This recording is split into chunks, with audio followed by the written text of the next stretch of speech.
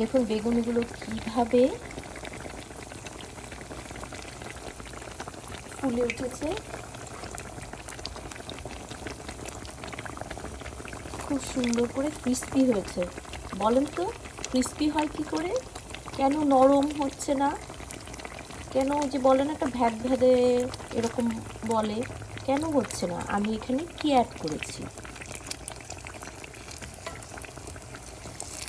এই কমেন্টে আমাকে জানান আমার মেঘবতী চ্যানেলে। আর রেসিপি যদি চান তা তো অবশ্যই আমি আপনাদের জানিয়ে দিব, আপনারা যদি ইন্টারেস্টেড হন। আর এখানে দুটো আমি মরিচ ভাবছি, এটা আমার আম্মা করতেন। কাঁচা মরিচটাকে বেসনের মধ্যে ডুবিয়ে দিয়ে ভাজতেন। এটা খুবই মজা, খুবই খুবই খুবই মজা। অনেকে এটা খায়নি এবং জানে না এইভাবেও যে খাওয়া যায়। অনেক কিছুই অনেকভাবে খাওয়া যায়। বেসন দিয়ে যাই মাখিয়ে ডুবো তেলে ভাজা হয় না কেন, তাই খুব মজা লাগে।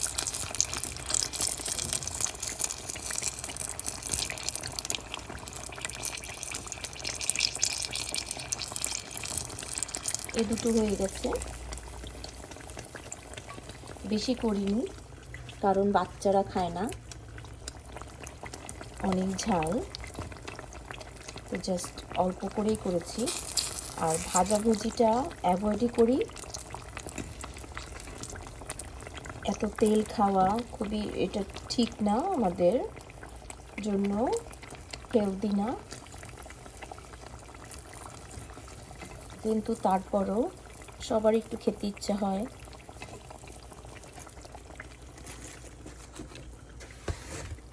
প্রথম প্রথম এরকম করব। আর আমার বাচ্চারা খুবই বেগুনি পছন্দ করে। দেখেছেন কি সুন্দর হয়েছে? দেখেন একদম টোপা টোপা বেগুন, আজকে খুবই ভালো হয়েছে।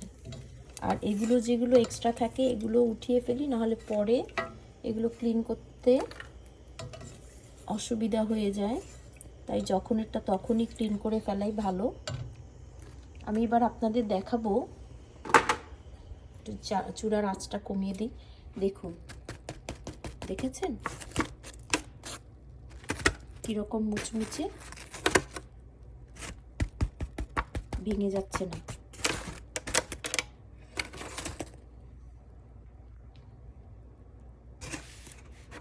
আপনারা আরও মজার মজার করে ইফতারি বানিয়ে দেখান, আমিও দেখব।